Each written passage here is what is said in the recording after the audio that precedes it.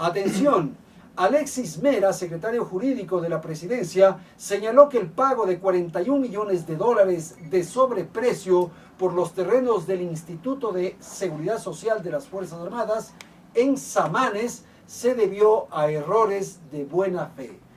Vamos a tener una entrevista con Alexis Mera en el transcurso de este programa. Manténgase usted en la sintonía de Radio Quito y Platino. A esta hora, exguerreros Arutam llegaron ya a la Plaza Grande para apoyar al régimen, mientras que un contingente policial resguarda la tribuna de los Shiris, a donde han acudido algunos exoficiales, particularmente de Fuerzas Armadas, y algunos ciudadanos, más bien a expresar su desacuerdo con las decisiones gubernamentales. Vamos a recibir aquí en esta cabina a don Luis Simbaña. Él es el presidente de la Confederación Amaru. Esta confederación ha expresado algunos puntos de vista en torno a lo que ocurre en el país con el tema de las Fuerzas Armadas, con el tema del ISFA y el asunto de Samanes. Así como lo ha señalado la Confederación Amaru, lo han hecho también algunas otras organizaciones y movimientos sociales que más bien están alineadas con la tesis gubernamental. Luis, bienvenido, gracias por acompañarnos. ¿Cuál es la preocupación que ustedes tienen y de qué modo ustedes han respondido o han salido a la luz pública para señalar su posición respecto al tema ISFA? Buenas tardes, le escuchamos. Buenas tardes al pueblo ecuatoriano. Gracias. Gracias a esta entrevista a Radio Quito. Bueno, yo soy Luis Simbañas, represento a la Confederación Intercultural Campesino del Ecuador, Amaru, miembro de la Convergencia Nacional de Organizaciones Sociales del Ecuador, donde está la Asociación del Pueblo Afroecuatoriano, donde está la Universidad Popular, la Confederación de Servidores Públicos Profesionales del Ecuador, comunas, barrios que estamos en esta Convergencia Nacional y estamos expresando nuestro descontento ante esta situación de la cúpula militar en servicio pasivo, y sobre todo en la cúpula militar que fue cesada en funciones por el presidente de la República.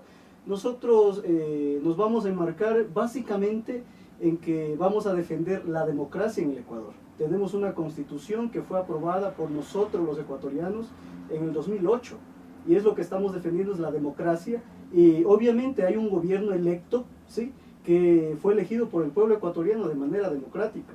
Las Fuerzas Armadas son obedientes al poder civil. Eso debemos de decirlo categóricamente desde los movimientos sociales, que no podemos nosotros estar apoyando o respaldando esta posición de esta cúpula de servicio pasivo de las Fuerzas Armadas, que ahora se ha metido en temas políticos. Ahora, estamos hablando con Luis Simbaña de la Confederación Amaru. Ustedes expresan su desacuerdo, digamos así, con este pronunciamiento que hizo el alto mando militar, cuestionando, observando, criticando el tema de este retiro de 41 millones de dólares del ISFA. Esa es la observación fundamental que ustedes hacen. Nosotros hacemos la observación al intento de esta cúpula militar en servicio pasivo. Ahora está en servicio pasivo. Está en servicio pasivo. Pero cuando hizo la declaración... Exactamente. Pero están haciendo un juego, o esto también no lo hemos perdido de vista, que también se está abonando el terreno para una desestabilización de la democracia aquí en el país. Los ecuatorianos ya hemos madurado políticamente en todos estos años y siempre hemos visto que las Fuerzas Armadas son las que definen si un gobierno se cae o no. Y es a eso lo que nosotros estamos rechazando. Ya más de 10 años, usted lo conoce, Andrés, el Ecuador vivió una serie de desestabilizaciones, varios presidentes derrocados, y ¿quiénes eran los que salían al paso a eso? Eran las Fuerzas Armadas. En este momento tenemos un orden constituido. La población debemos de defender la Constitución del Ecuador. El tema del ISFA, de los 41 millones, eso deberá resolverlo la justicia. Deberá resolverlo la Contraloría, deberá resolverlo el Procurador General del Estado, que deberá hacerse las investigaciones y ver los responsables. Claro. Pero nosotros estamos allí diciéndole a esa cúpula, hasta el momento que fue cesada en funciones, que no pueden prestarse para desestabilizar la democracia en el país. Es eso Lo que nosotros estamos defendiendo es esos pronunciamientos de desestabilización, Luis, lo que rechazamos. Lo que ocurre es que el origen de esta tensión, de este conflicto, es justamente el tema del ISFA y es el tema de los 41 millones.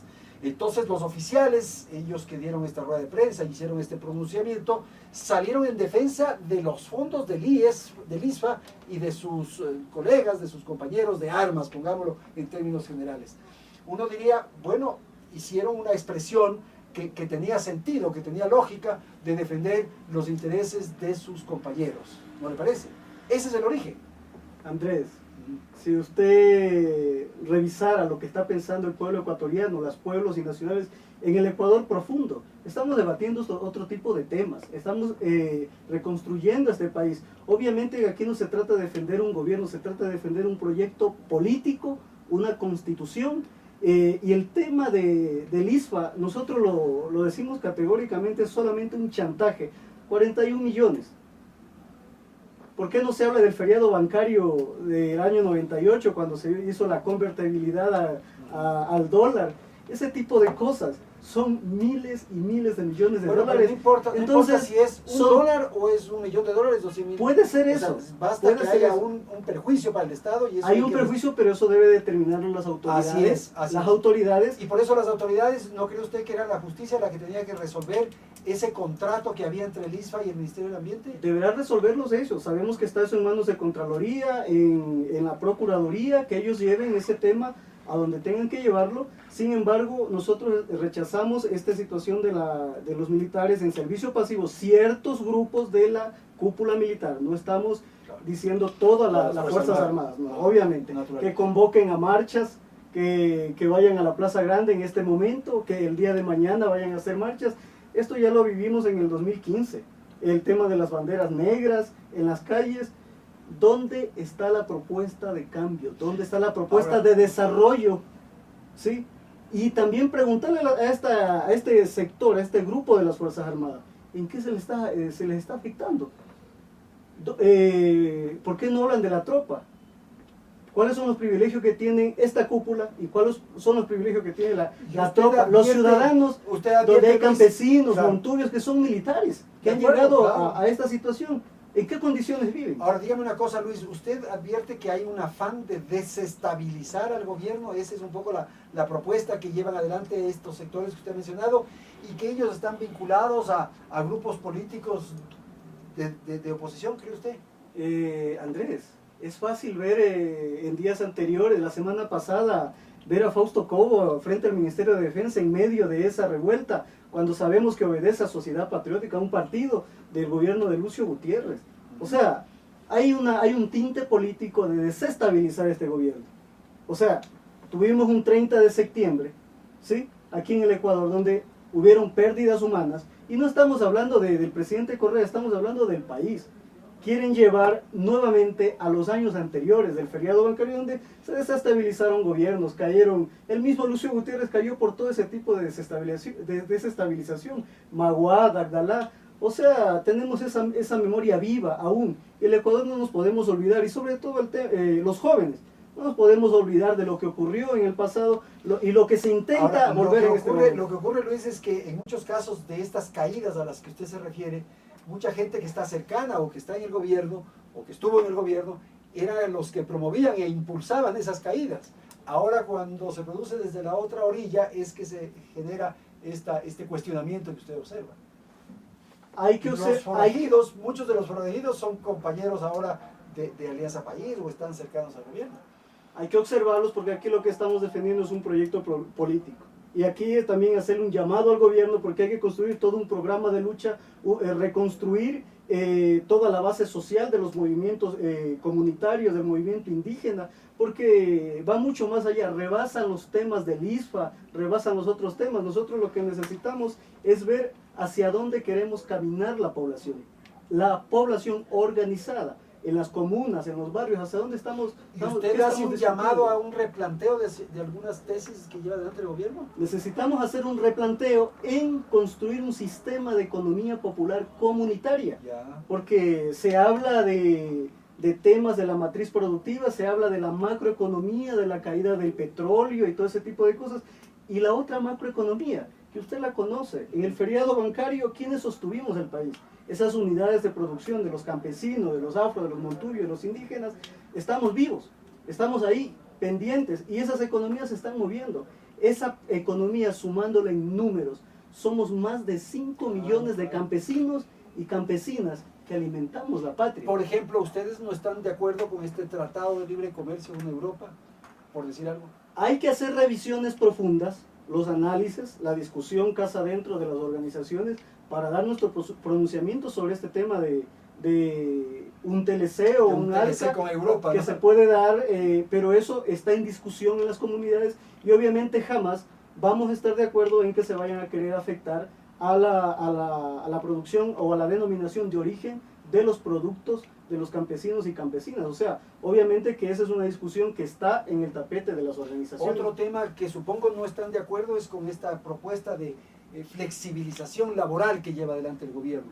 ¿O ustedes respaldan esa tesis? A ver, necesitamos aquí hablar también el tema de los trabajadores agrarios. Claro, los sindicatos agrarios de las mujeres del campo, de lo que no se visibiliza en los medios, no se visibiliza en sectores que hablan de los trabajadores, pero ¿dónde están las amas de casas que inclusive son compañeras de los pueblos y nacionalidades, que están empleadas, subempleadas? Pero eso es un asunto de las organizaciones, lo que estamos discutiendo, debatiendo. Otros hablan de feminismo y todo ese tipo de cosas, pero nosotros estamos en toda la construcción de un sistema de economía popular, campesina, no una economía solidaria de pobres para pobres.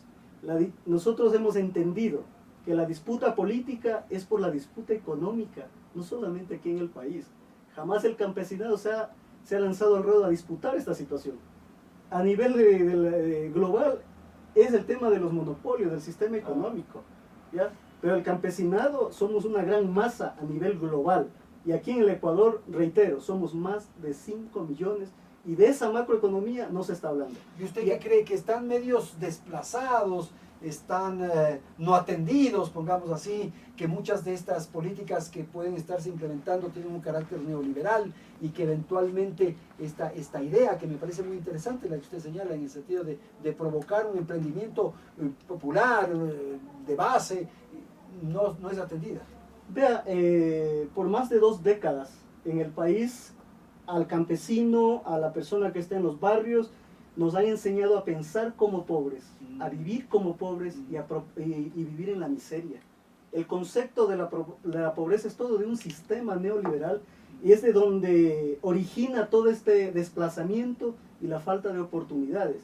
Las ONGs históricamente han puesto discurso en los dirigentes. Hablamos del tema de la agricultura familiar. ¿Cuál agricultura familiar? Una tesis del Banco Mundial, una tesis de otros sectores, de ONGs que impusieron discursos en varios compañeros indígenas, campesinos, afros, que defendían una economía pequeñita. Entonces, no se construyó una propuesta macro de todo ese sistema de economía comunitaria de la que todo el país conoce, claro, de la que vivimos. Y de que dependemos de ella, de alguna manera, claro. Obviamente, sí. Todos dependemos de ella, de eso no se habla. Nosotros, las organizaciones, estamos diciendo, estamos aquí de pie, discutiendo, transformando esa situación. Pero eso, por ejemplo, es un tema que ha sido severamente cuestionado a este gobierno, que desde la perspectiva rural, campesina, poco se ha aportado, que la revolución agraria no se ha concretado. Mire, aquí hay 2 tesis.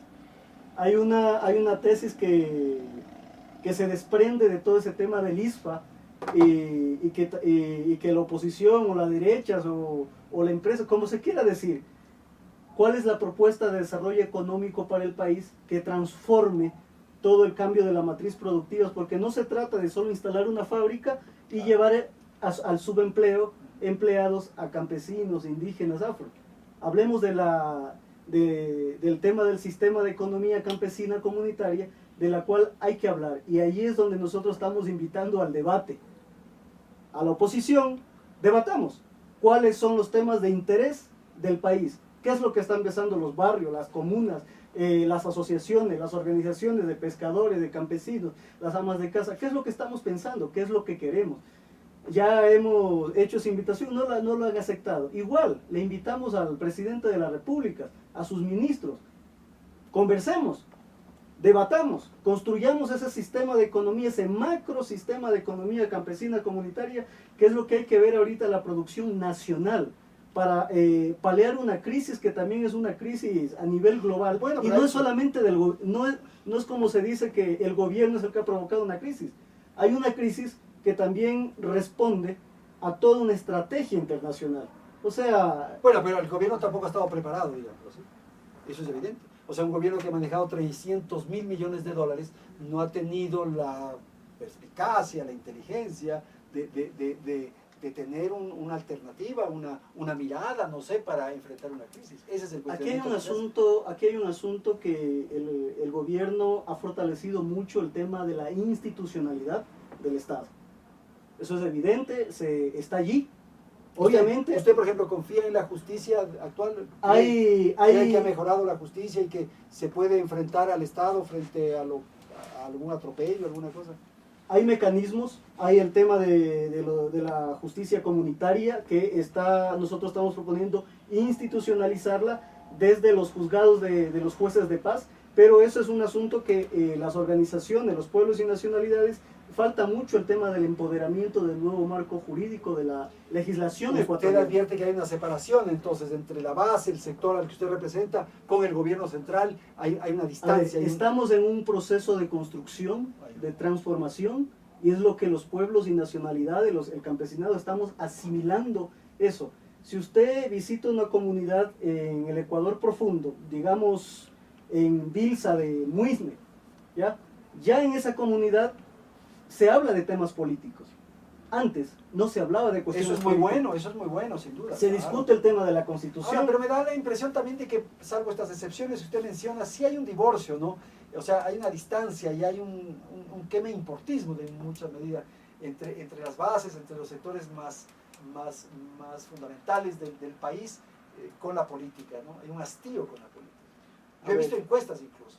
Los jóvenes, por ejemplo, tienen una enorme resistencia a la política. A ver, el tema de las encuestas, como usted sabe, las encuestas se lo hacen en el sector urbano. Sí. Y siempre estamos como distanciados dos sectores, el campo y la ciudad, y nosotros desde la Convergencia, desde Amaru, desde AMAE, de la Universidad Popular, desde todas estas fuerzas comunitarias que estamos uniéndonos, estamos diciendo, a ver, tenemos que unirnos, campo-ciudad, porque el uno no puede vivir sin el otro.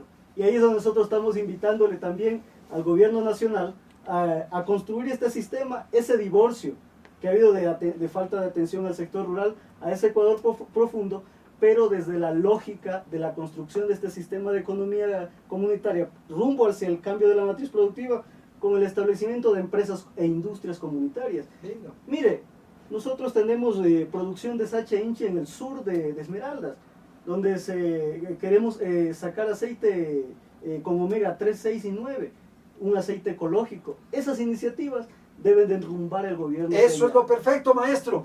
Vamos a conversar de eso más adelante en alguna otra oportunidad. ¿De dónde es usted, Luis? A ver. ¿De dónde nació usted? Yo nací en Esmeraldas. Ah, usted es esmeraldeño. Ya.